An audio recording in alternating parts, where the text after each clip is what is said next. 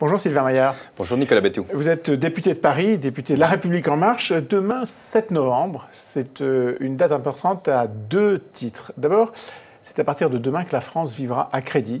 La France est endettée et elle est en déficit. Et les 55 jours qu'il reste à vivre pour finir l'année se feront en empruntant. Est-ce que c'est une bonne façon de gérer l'économie ? Ça fait déjà plus de 30 ans. Je crois même que le dernier budget à l'équilibre date de 74, mon année de naissance, pour vous dire. 1974, en effet. Exactement. Avant le choc pétrolier, la première année de Valéry Giscard d'Estaing. Exactement. Nous avons une trajectoire très claire. Il nous faut sortir de l'endettement massif comme nous sommes installés en France. Mais c'est mal parti. Nous avons une trajectoire sur 5 ans qui est très claire, mais elle a de baisse mal démarré. des dépenses publiques, d'être d'abord en dessous des 3%, notre objectif vis-à-vis d'abord vis-à-vis de nous pour améliorer notre situation économique, mais aussi vis-à-vis de nos partenaires européens. Oui. Ça c'est très clair. Et puis dans tout à l'issue du quinquennat, nous avons un objectif de baisse de dépenses publiques forte, d'être à bien en dessous de ce que nous sommes à l'heure actuelle, moins 4 points, et puis redescendre en dessous. Je crois que nous sommes à la fin de l'année près des 100% du PIB d'endettement. Près de 100% d'endettement, en effet, mais quand je dis que ça n'a pas très bien commencé, c'est que les dépenses, la somme totale en net, qui sont programmées pour l'année prochaine, c'est 7 milliards de plus, et le déficit, celui qui alimente cette dette dont je parlais, il va passer à 83 milliards d'euros. En fait, vous avez une tendance, vous avez une augmentation régulière, l'inflation en fait, de vos dépenses publiques. Ce que nous voulons faire, nous, c'est baisser cette tendance naturelle d'augmentation. Donc, on ne va pas couper massivement parce qu'on ne veut pas arrêter l'économie. Les dépenses vont continuer à augmenter. Les dépenses continuent à augmenter, mais moins vite que l'inflation. Donc, vous aurez une baisse globale. Nous avons besoin... Pourquoi nous avons besoin de baisser notre endettement? D'ailleurs, c'est une question qui s'est posée longuement pendant la campagne électorale. Nous avons besoin de baisser notre endettement parce que, d'abord, c'est parfois de la mauvaise dette, la dette d'exécution et non pas de la dette d'investissement, mais aussi ne pas oublier une chose. Pour le moment, notre endettement, le taux d'endettement est très bas. Le taux d'intérêt, pardon, est très bas. S'il augmente d'un point, c'est 20 milliards. Donc, c'est 20 milliards, si on augmente d'un point, c'est-à-dire à ce moment-là, nous perdons la capacité à bouger, à faire des choses. Et donc, c'est pour ça que nous avons besoin, dès le début de ce quinquennat, de baisser nos dépenses publiques, ce que nous faisons, mais il y a toujours une tendancielle importante. C'est-à-dire qu'elle monte moins vite qu'elle pourrait monter. Moins vite, mais c'est important, sinon nous bloquons l'intégralité de la société. Mais pardon, qu'on soit bien d'accord sur votre démonstration, les dépenses publiques vont augmenter moins vite que l'inflation, mais vont augmenter. Votre déficit doit baisser, ça veut dire que les impôts vont continuer à augmenter. Les impôts vont continuer à baisser, Nicolas Béthou. Ils baissent pour les sociétés, vous le savez très bien, on passe à 31,5 à la fin de l'année. Si les dépenses augmentent et que les déficits doivent baisser, ça veut dire que les impôts augmentent. Non, parce que nous faisons des économies importantes. Pour les impôts, la baisse des impôts, elle est très claire. Nous voulons baisser les impôts. Nous avons commencé pour les entreprises de façon assez massive. Nous passons de 33 à 31,5 d'imposition. Nous allons continuer tout au long du quinquennat. Nous avons une trajectoire. C'est la première fois que nous installons une trajectoire aussi claire, jusqu'à 25%. Pourquoi 25% d'impôts sur les sociétés? Parce que c'est la moyenne, européenne. Et donc, il nous faut revenir dans la compétition européenne. Nous avons toujours dit, si nous avons la capacité, si l'accélération de la croissance se confirme, nous allons essayer au cours du quinquennat de baisser l'impôt sur le revenu. C'est un de nos objectifs. Et puis nous allons baisser la taxe d'habitation pour 80% de nos concitoyens sur 3 ans.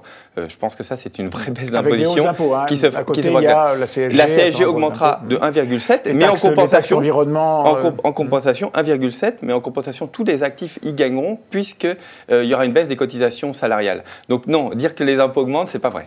Non, c'était juste la conclusion de votre démonstration. Pardon, mais c'est pas vrai. Je viens de vous faire la démonstration. Écoutez, ce n'est pas vrai. On verra. On se reparlera d'ici 4 ans et demi, je suppose, pour faire le bilan. 7 novembre, une date importante à 2 égards, disais-je. Cela fera 6 mois demain qu'Emmanuel Macron a été élu. Emmanuel Macron est de gauche et de droite, et il y a sûrement et du bon et du mauvais. On commence par ce qui est bon. D'abord, nous déployons notre programme électoral. Et je pense que ça, c'est une bonne nouvelle pour les Français. Nous avons été élus, Emmanuel Macron a été élu, la majorité législative a été élue sur un programme et nous appliquons ce programme tranquillement, sereinement, avec les partenaires sociaux, en expliquant ce que nous faisons, mais nous appliquons notre programme.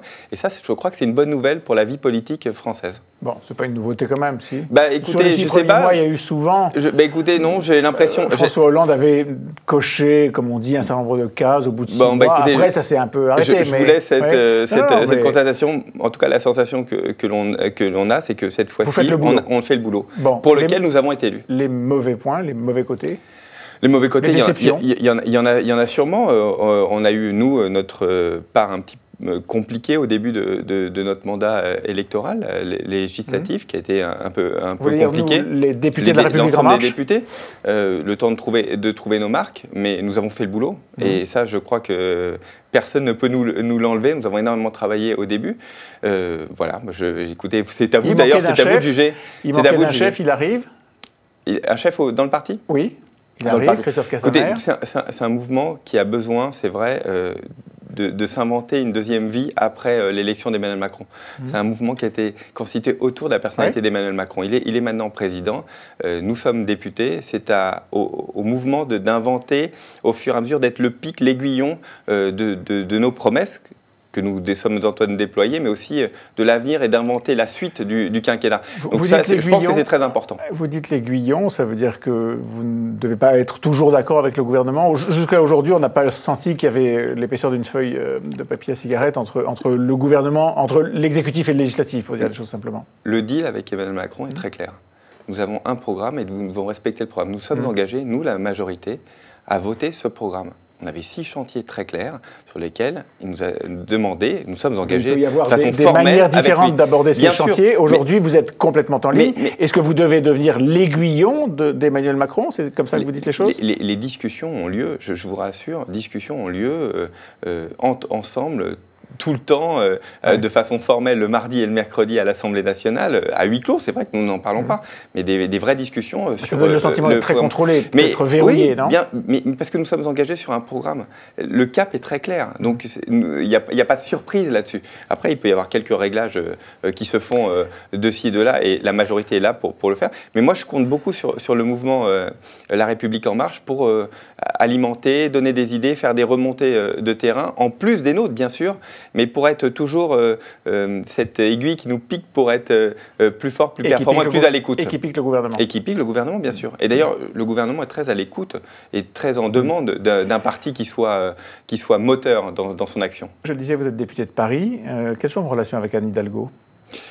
C'est la maire de Paris. Sans aucun doute. C'est une institution incontournable avec laquelle nous discutons. Nous sommes rencontrés il y a 2-3 semaines maintenant. Vous avez visité la maire de Paris, j'allais dire les députés, les élus de la République En Marche. Nous avons plusieurs occasions de nous voir plusieurs fois par mois. Mais Anne Hidalgo, par exemple, a pris la plume pour écrire à 200 000 personnes qui sont les locataires des HLM de Paris pour les mobiliser contre Emmanuel Macron, contre sa politique en matière de logement et en particulier la baisse des APL. Est-ce que là, les relations de vous, député de La République En Marche, et d'elle, Anne Hidalgo, sont correctes? Alors là, vous n'êtes pas sans savoir que nous sommes insurgés contre cette pratique. L'ensemble des députés et sénateurs de Paris, de La République En Marche, on a trouvé ça très étrange qu'Anne Hidalgo utilise les bailleurs sociaux, les fichiers des bailleurs sociaux pour traduire sa politique, sa vision. Elle a le droit de ne pas être d'accord avec nous, ça y est, on ne peut pas lui enlever. Mais c'est quand même étrange d'utiliser ces fichiers, mélange des genres un peu agressif. En tout cas, mélange des genres étonnant. Est-ce qu'on utilise les fichiers des bailleurs sociaux pour promouvoir sa politique? En tout cas, personne ne l'avait fait jusqu'à présent. La réponse est dans votre question, c'est plutôt non, mais est-ce que vous avez eu une réponse de sa part? Nous n'avons pas eu de réponse de sa part, mais nous avons eu l'occasion, à travers les journaux et les médias, de montrer notre inquiétude sur cette politique, cette façon de faire de la politique qui nous semble étrange. Mais ça ne l'a pas fait réagir? Ça ne l'a pas fait réagir. Enfin, je sais pas, en interne peut-être. Ouais. J'espère en tout cas qu'elle fera attention et que ce système d'utilisation de fichiers ne se reproduira plus. Est-ce que vous êtes adversaire désormais entre La République En Marche et Anne Hidalgo, pour dire les choses simplement? Nous sommes, alors je vais reprendre un mot très utilisé en ce moment, nous sommes constructifs. Nous sommes à l'écoute de ce qu'elle fait. Nous regardons ce qui est bien. nous essayons d'aiguiller vers des choses qui nous semblent meilleures, plus performantes. Plutôt, il y a beaucoup de choses à Paris qui nous semblent aller et dans le bon sens, et puis beaucoup de choses qui nous semblent aller dans un sens très très inquiétant. Donc nous serons en permanence pendant tout ce quinquennat, nous les élus de Paris, une sorte d'aiguille comme doit l'être le mouvement La République En Marche sur Anne Hidalgo et la mairie tenue par Anne Hidalgo. Dans des conditions probablement différentes, est-ce que ça veut dire qu'il faudra présenter un candidat à La République En Marche aux prochaines municipales? Alors, il est vraiment trop tôt, je ne sais pas du tout la langue de bois pour vous en parler, c'est dans 3 ans, peut-être 4 ans, 2020 ou 2021, nous sommes encore à l'étude de savoir la date exacte des élections. C'est encore trop tôt. Mais ça n'est pas exclu. Évidemment que ce n'est pas exclu, et c'est le souhait d'Emmanuel Macron d'avoir partout en France des majorités municipales de la couleur de La République En Marche. Y compris pour battre Anne Hidalgo si nécessaire. Que ce soit Anne Hidalgo ou autre. L'essentiel, c'est que nous ayons un candidat à La République En Marche. Merci Sylvain Maillard. Merci à vous.